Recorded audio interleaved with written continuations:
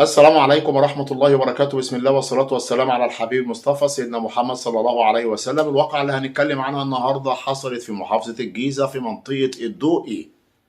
راجل سوداني هو ومراته وابنه اللي عنده 19 سنة نزلوا علشان خاطر يعيشوا في مصر زيهم زي أي حد من الناس السودانيين المحترمة، الناس اللي احنا بنحبهم جدا وهم كذلك بيحبونا قوي.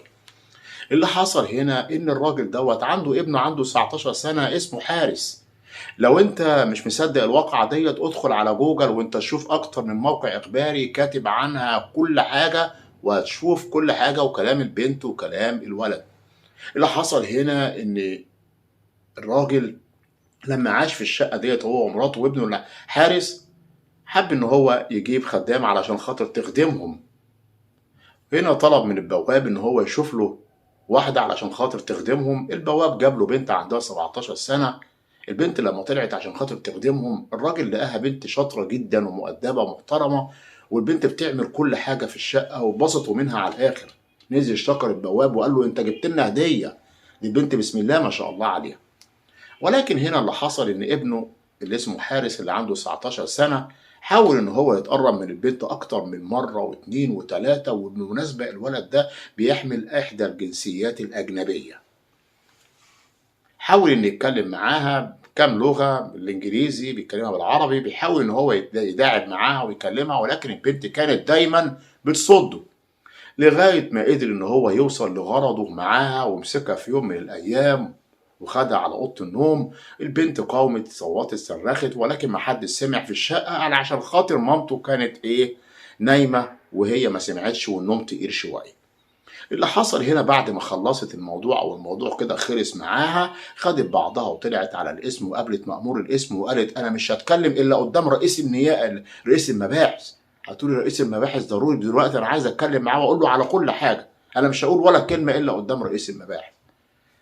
قابلت رئيس المباحث وحكت على كل حاجه بالظبط واللي حصل معاه. على طول تم القبض على الشاب دوت واعترف وقال ايوه انا عملت كده معاها، ولكن عملت كده برضاها. البنت ما كانتش هتصرخ وهتصوت وامي ما تسمعهاش، امي كانت في الشقه وده كان برضاها. انا ما عملت اي نعم، هي الاول كانت بتقاوم وبتاع وكده، ولكن بعد كده رضيت عادي. وبعدين فجر مفاجاه، قال ايه بقى، وهتلاقيها مكتوبه عند حضراتكم تحت كده اهي، بصوا كده عليها من تحت، انها ليست فتاه. ان هو قال ان هي البنت لا دي ما كانتش عذراء، انا عملت معاها كده ودي بنت مش بكر. يعني المفاجاه ديت طبعا هتقلب القضيه خالص، لان لو حصل ان هو عمل معاها كده وهي بنت قاصر وفاضي غشاء بكرتها تبقى مصيبه من المصايب. ولكن لو مش كده يعني الحال بيتقلب شويه، ما بيبقاش بالدرجه ديت يعني. فطبعا عرضوا البنت على الطب الشرعي علشان خاطر يثبت صحة كلامه من عدمه، والقضية ما زالت شغالة حاليا دلوقتي في التحقيقات والنيابة. وكل ده علشان خاطر البنت اللي عندها 17 سنة المفروض ما تخدمش في الشقة ديت، وفي شاب صغير عنده 19 سنة وسنهم هما الاتنين قريبين من بعض، نحط النار جنب البنزين. وفي نفس الوقت برضه الولد بيضيع نفسه ويعمل اللي هو عمله دوت عشان خاطر نزوه 10 دقايق ولا نص ساعة، يضيع نفسه ويضيع البنت وسمعة باباه وليه وعلى ايه ده كله.